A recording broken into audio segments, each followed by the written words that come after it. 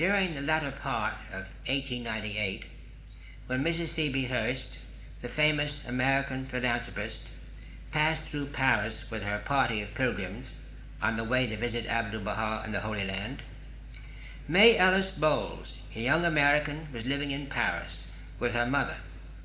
Mrs. Hearst generously asked Mae to join the party. This historic journey was the first by a group of believers from the West to the Holy Land. Mae's vivid, deeply moving impression of it, entitled An Early Pilgrimage, published in April 1917, has already been a source of joyful enlightenment to many readers. Among other things, the Master said to her, "You are like the rain which is poured upon the earth, making it bud and blossom and become fruitful. So shall the Spirit of God descend upon you, filling you with fruitfulness, and you shall go forth and water his vineyard." At the end of her visit, the Master asked Mae to return to Paris and establish a Baha'i center in that city. Obedient to his instructions, she was able to accomplish this task within a few months. Mae has described an unforgettable event that she experienced during the summer of 1901. Not yet understanding the Baha'i cause, her mother disapproved of Mae's constant service to it, particularly since her journey to Akka. Early in the spring of that year, her mother wrote to the Master asking his permission to take Mae to Brittany for the summer together with her brother. The Master answered that under no account was Mae to leave Paris. Learning that Abdu'l-Baha's refusal had made Mrs. Bowles most unhappy, the great teacher Mirza Abdul Fazl wrote to the Master to explain her feelings, but he still did not change his decision. When her mother and brother left the city, Mae moved to a small apartment in a charming house belonging to her friend Edith Jackson. During the first month that Mae spent there, she held wonderful meetings which led to the conversion of many precious souls. Early in the summer, Mrs. Milner, whom Mae had got to know some months earlier, met a young Englishman on a ship sailing from the United States to France. Although Mrs. Milner had never shown any apparent interest in the Baha'i cause, she still felt moved to invite him to come with her to see a special friend in Paris. The day after Mrs. Milner and he had arrived in that city, Mae found them standing at her door. She has described her first sight of this young man. "It was like looking at a veiled light. I saw at once his pure heart, his thirsty soul, and over all was cast the veil which is over every soul until it is rent asunder by the power of God in this day." She has described him as of medium height, slender, erect, and graceful, with intense eyes and an indescribable charm. Mae soon learned that although he was English, he held an important post in a cotton mill in the southern state of America, where he had been living for some time, and that he usually spent long summer vacations in Europe. They discussed his work and the trip that he was planning. He spoke of his great interest in theosophy, and seemed to think that she shared it. She did not mention the Baha'i faith. Even so, she felt that he was studying her carefully. As he was leaving, he asked Mae if he might come to see her again and hear about some teachings that Mrs. Milner had referred to on the steamer, without mentioning what they were. Since he only planned to stay in Paris for a few days, she asked him to return on the following morning. He arrived with his eyes shining, his face illumined, his voice vibrating under the stress of great emotion. He looked at her very intently and then said, "I have come to you to help me. Yesterday, after I left you, I walked alone down the boulevard, and suddenly some great force nearly swept me off my feet. I stood still, as though awaiting something, and a voice announced to me distinctly, 'Christ has come.' Then he asked, 'What do you think this means?' In answer, she immediately gave him the Baha'i message. For the next 3 days, during many hours which they spent together, she spoke to him about the exalted mission of His Holiness the Bab, his early martyrdom, the martyrdom of many more who believed in him, and about Baha'u'llah, the blessed beauty who shone upon the world as the sun of eternity, who had given to mankind the law of God for this age, the consummation of all past ages and cycles. She gave him the small amount of Baha'i literature in her possession. She described to him her visit to the prison of Akka and the unforgettable days that she had spent there in the presence of the Master. As she taught him, the veil that she had first seen over him disappeared. He was like a blazing light. On the 3rd day of their conversation, he became entirely transformed. No former ambition remained. He now had only a single passionate longing to meet the Master. On this same day, Thomas Breakwell wrote this supplication to him: "My Lord, I believe. Forgive me, thy servant, Thomas Breakwell." Although deeply moved by the depth and simplicity of his words, Mae did not yet fully understand why he had so urgently asked the Master for forgiveness. Without delay, she wrote a letter to him, asking his permission for her young friend to make the pilgrimage, and enclosing his supplication. That evening, when Mae went to the concierge of her apartment to get her mail, she found a little blue cablegram from Abdu'l-Baha that had just arrived. It said, "You may leave Paris at any time." Mae realized that, thanks to her unquestioning obedience to the Master, she had served as the link in the chain of his mighty purpose. In an informal talk that he gave in England on January 16, 1913, the Master said, "I have a lamp in my hand, searching through the lands and seas to find souls who can become heralds of the cause." And in a tablet to one of Mae's spiritual children, he wrote of her, "Her company uplifts and develops the soul." The next day, with her heart filled with gratitude to him, Mae most happily joined her mother and brother at the seaside. After she had told her mother all that had taken place and had read her his cablegram, she burst into tears and exclaimed, "You have indeed a wonderful Master." Breakwell soon left for the prison city of Akka. He was the first Englishman to go there as a pilgrim, and went in company with Herbert Hopper, a young American Baha'i whom Mae had also taught. On their arrival at the prison house of Abdullah Pasha, the two young men were ushered into a large room where they expected to meet the Master. At the end of this room stood a group of men from the East. Not impressed with any of them, Breakwell became deeply troubled and was afraid that he had failed to recognize his Lord.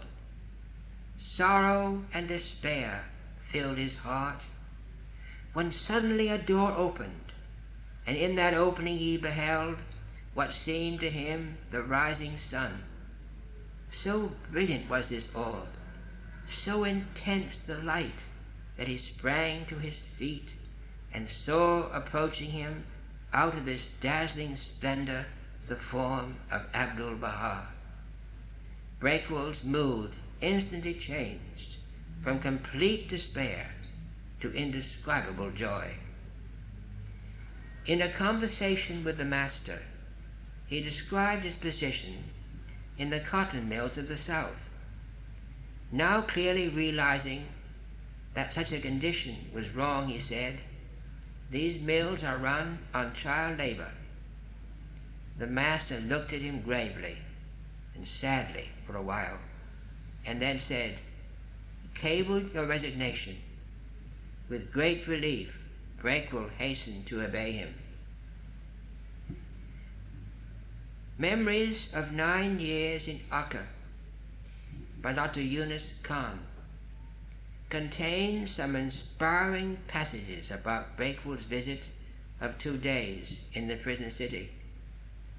His visit was unfortunately short because of restrictions reimposed by the authorities, but the intense love and great enthusiasm that he showed touched the hearts of all those who met him. The fervor and faith of this young man was so sublime in character that his blessed name shall ring throughout centuries and shall be remembered with deep affection in many chronicles. On the day that he left, the master asked him to stay in Paris on his return. He also requested Yunus Khan to accompany Breakwell back to Haifa, to the ship on which he was to sail. While they were resting at a believer's house on the way, Breakwell turned more than once towards Akka and prayed so fervently that everyone in the room was deeply moved. Breakwell asked Yunus Khan to correspond with him so that he might also enjoy the divine fragrances of the holy places. On his return to Paris, Breakwell, wonderfully influenced by his precious communion with the Master and by the overwhelming experience of his short visit to Akka, taught the faith with increased spiritual power. He had become the guiding star of our group. In the meetings he spoke with a simplicity and eloquence which won the hearts and quickened the souls.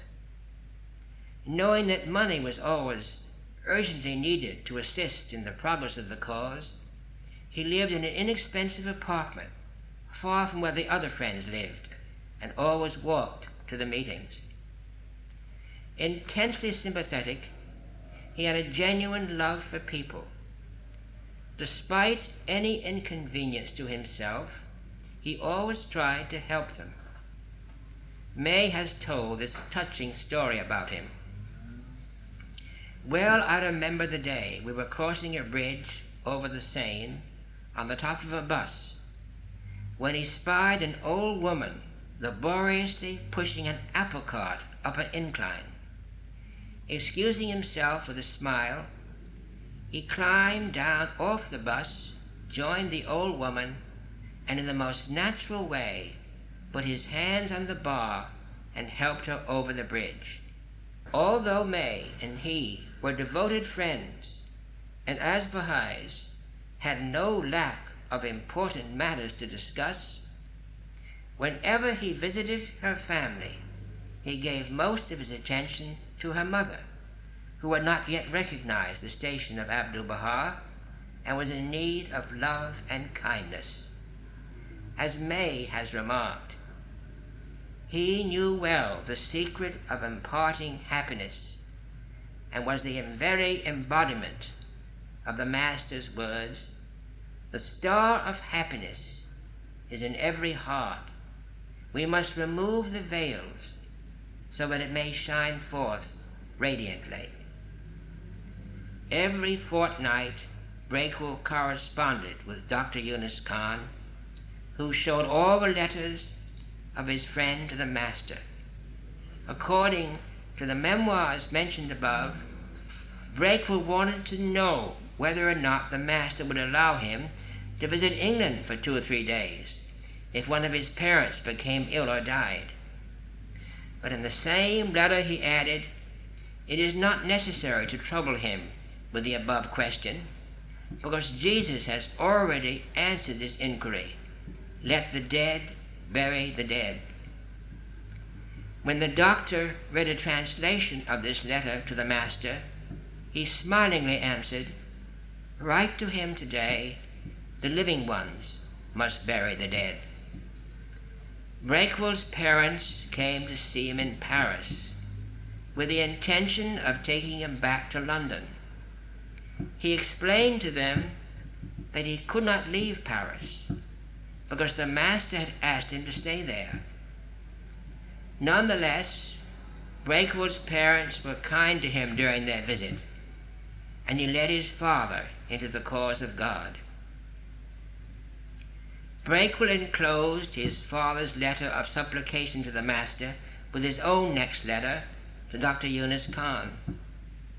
The master read translations of both these letters, and although he made no remark at the time, after some days he gave a tablet to Dr. Yunus Khan which he had revealed for Breakwell's father. Physically frail, Breakwell was stricken with an illness that developed into serious consumption. Although often in great pain, he in no way relaxed in his passionate desire to serve the cause through the dark city of Paris. In his last letter to Dr. Yunus Khan, Breakwell wrote, "Suffering is a heady wine. I am prepared to receive that bounty, which is the greatest of all. Torments of the flesh have enabled me to draw much nearer to my Lord. All agony notwithstanding, I wish life to endure longer, so that I may taste more of pain.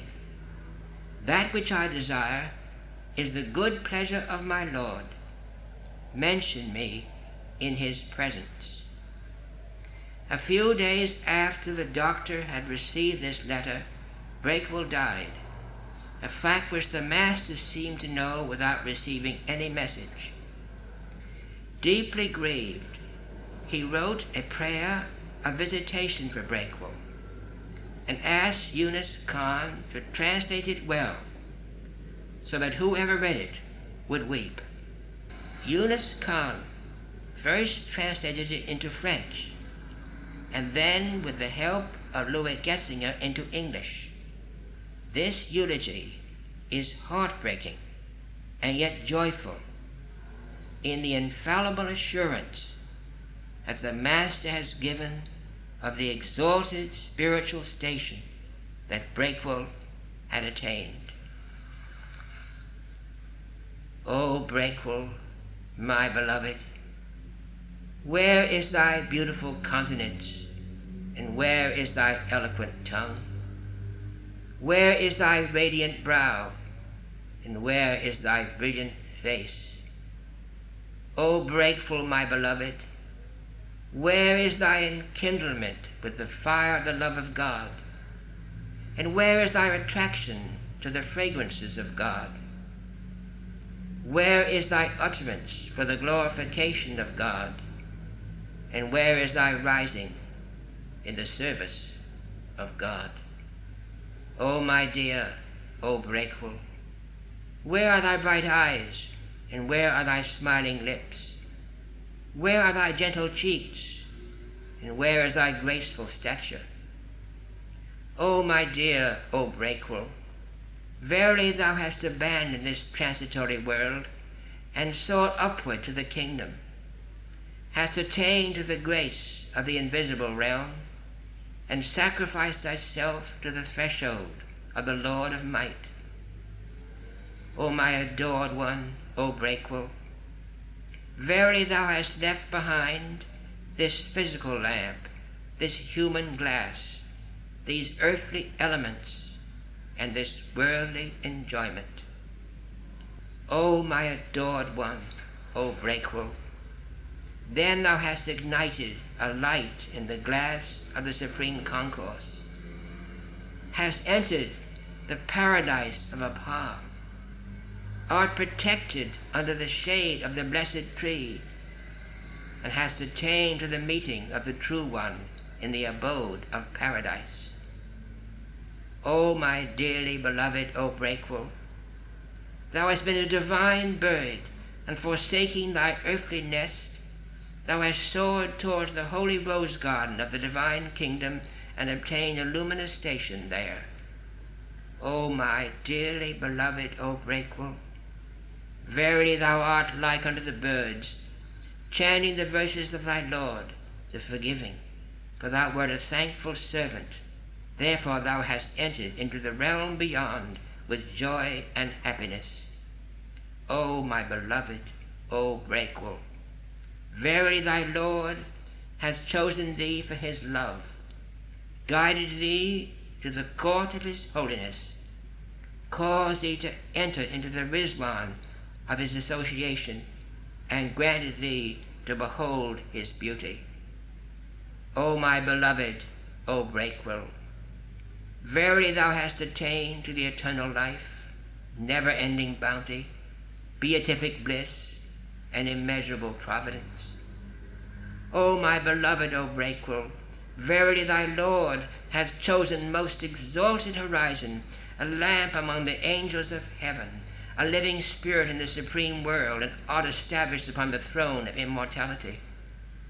O my adored one, O Breakwell, I supplicate God to increase thy nearness and communication, to make thee enjoy thy prosperity and union with him, to add to thy light and beauty, and to bestow upon thee glory and majesty.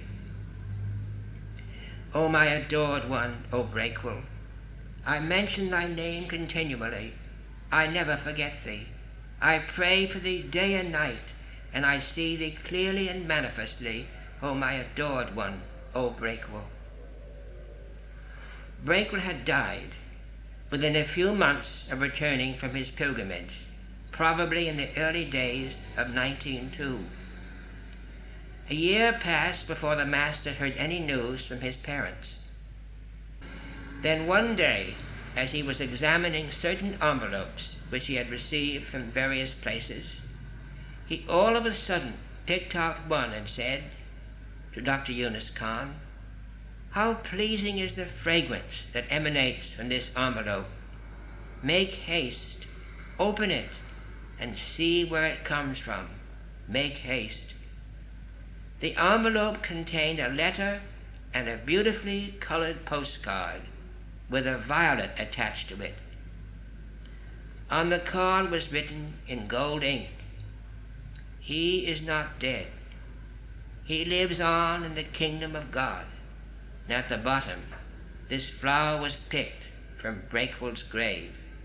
The enclosed letter said, "Praise be to the Lord, that my son left this world for the next with the recognition and love of Abdul-Baha."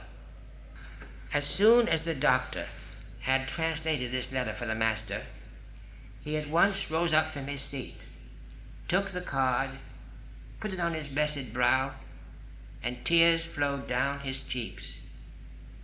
With his unerring knowledge, the guardian called Thomas Breakwell the first English believer and a luminary in the cause of God.